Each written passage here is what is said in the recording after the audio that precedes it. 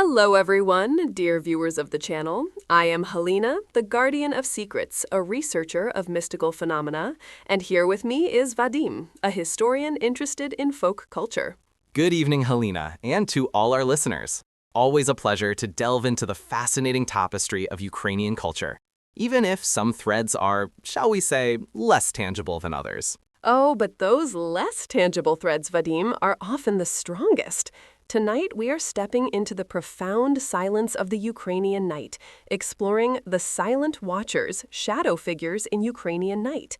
These are not always malevolent entities, but rather a profound sense of presence, unseen eyes, or fleeting shapes glimpsed in the periphery of our vision when the sun has long set. Silent Watchers, an evocative title, Helena. When you speak of shadow figures, are we talking about the universal human tendency to see shapes in the dark? Or are there specific entities within Ukrainian folklore that manifest primarily as shadows or unseen presences? Because historically, the fear of the dark is a primal instinct, often attributed to the unknown rather than a specific supernatural being. Excellent question, Vadim. While the primal fear certainly plays a role, our ancestors imbued these phenomena with distinct identities. Take, for instance, the Domovyk, the revered household spirit. While often depicted as a small furry creature or even an old man, many accounts speak of feeling its presence as a sudden chill, a light tread, or seeing a swift, dark shadow moving across a wall, particularly if it's unhappy or trying to warn the family. It's a guardian, but its silent watch can be quite unsettling. The Domovyk as a shadow, that's a fascinating reinterpretation. My understanding is that the Domovyk is generally benevolent, a protector.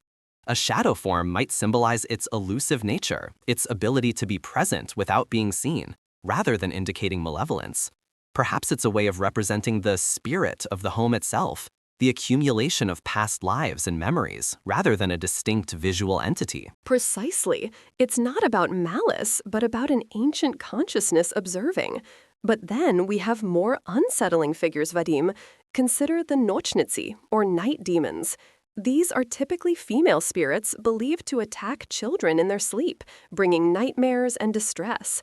But they are also associated with adult sleep paralysis, where one feels an overwhelming, oppressive presence, often described as a dark shape on the chest, unable to move or speak.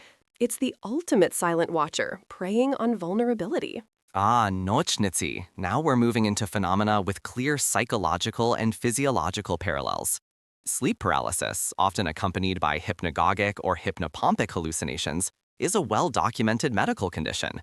The brain is awake, but the body is still paralyzed from REM sleep. It's terrifying, and the human mind naturally seeks an explanation, often projecting fears onto a shadowy figure or oppressive weight.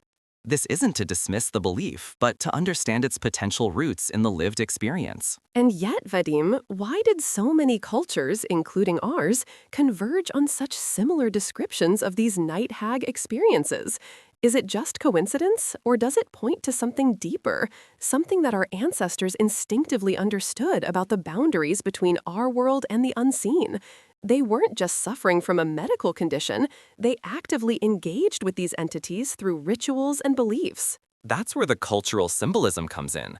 The collective experience of sleep paralysis, when shared and explained through a cultural lens, gives rise to archetypal figures like the Nochnytsi. These stories then serve a crucial purpose. They provide a narrative framework for understanding terrifying personal experiences, and they offer a shared mechanism for coping: rituals, amulets, prayers. It externalizes an internal fear, making it manageable. Speaking of externalizing fear, another set of silent watchers are those tied to places, not just homes. Travelers in ancient times, caught in deep forests or near ancient burial mounds at night, would often speak of an overwhelming sense of being observed by unseen eyes, or fleeting shadows in the periphery, even when no wind stirred the branches. These were often attributed to lisoviki, forest spirits, or the spirits of the ancestors guarding sacred ground. The air itself feels thick with unseen presences. The genius of the Lisovic or ancestral spirits as watchers is how they personify the dangers and mysteries of the natural world. Forests were not merely collections of trees. They were vast, untamed spaces, full of real dangers, wild animals, treacherous terrain, bandits. Attributing fleeting shadows or the feeling of being watched to a Lisovic was a way to communicate caution, to respect the power of nature, and to mark certain areas as sacred or dangerous. It was an ancient GPS system, if you will, with spiritual warnings attached. An ancient GPS, I like that. But it's more than just caution. There's a profound connection to the land itself. Our ancestors believed that the land held memory, that places could retain the essence of what had transpired there. So a silent watcher in an ancient grove might not be a distinct spirit, but the lingering energy, the echoes of forgotten rituals or tragedies. It's the land itself observing us. Have you ever stood in an old abandoned house or a forgotten churchyard at dusk and felt a shiver? An undeniable sense of someone else being there, just beyond your sight, breathing down your neck. That's not just the wind, that's the silent watchers claiming their space. I admit, Vadim, I've felt a certain atmosphere in such places. But as a historian, I'd attribute that to the power of suggestion, the weight of collective memory, and the evocative nature of crumbling architecture. Our brains are incredibly adept at filling in gaps, at creating narratives to explain ambiguity. A creaking floorboard becomes a spectral tread, a flickering light, an unseen presence. It's the power of the human imagination, fueled by stories. And what stories they are! This deep belief in hidden presences led to an intricate system of protective rituals. To ward off the Nochnytsi, mothers would place iron objects or garlic near cradles. To show respect to the Domovyk and ensure its benevolent silent watch, people left offerings of bread and milk. These were not just superstitions, they were vital practices that helped people navigate their world, offering a sense of control over the uncontrollable. Absolutely. These protective rituals are prime examples of cultural coping mechanisms. Iron, for instance, was considered a potent apotropaic material across many cultures, possibly due to its practical strength and its association with tools that tame nature. Garlic has known antimicrobial properties, perhaps subtly linked to health and protection.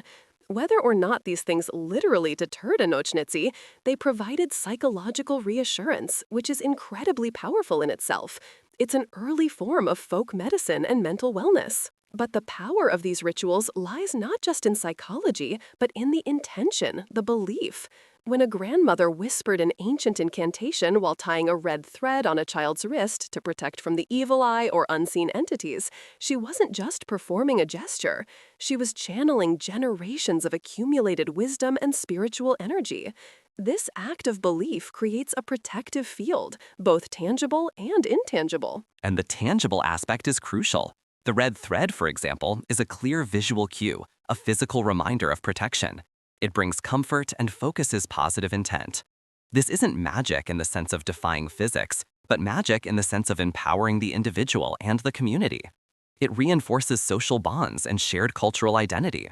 The silent watchers were often a reflection of societal anxieties, fear of illness, death, misfortune. And these rituals were the communal answers. So in our modern world, Vadim, where science explains so much, do you think we lose something when we dismiss these silent watchers entirely?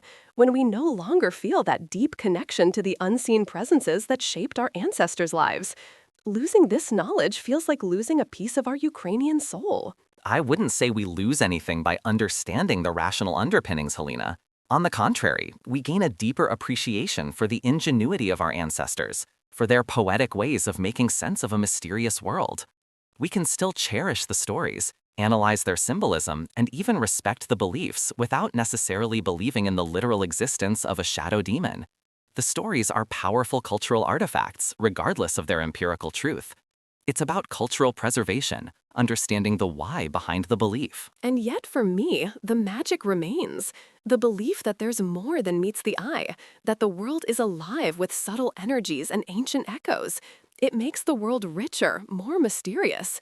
These shadow figures, whether Domovyk or Nochnytsi, are not just stories. They are threads connecting us to a profound shared past, a collective unconscious that still whispers to us from the dark corners of the night. It reminds us that even in our rational age, there are still wonders beyond our immediate grasp. That's a beautiful sentiment, Helena. It's about finding that balance, isn't it? Appreciating the cultural significance and emotional resonance of these tales, while also acknowledging the human drive to understand and explain. The silent watchers continue to inspire, whether as supernatural entities or powerful metaphors for our deepest fears and hopes. Exactly. And we encourage all of you, our wonderful listeners, to share your own stories of silent watchers or unexplained presences in the comments below. Have you ever felt an unseen presence, glimpsed a fleeting shadow? We want to hear your experiences. Your stories help keep these traditions alive. Indeed. These discussions show us that human nature, with its fears and its need for meaning, hasn't changed all that much. The forms of the watchers may evolve, but the feeling of being observed, of encountering the unknown in the darkness, persists. It absolutely does. And understanding these figures, even just as cultural expressions, allows us to better understand ourselves, our history, and the profound mystical spirit that runs through the heart of Ukrainian identity. A spirit that continues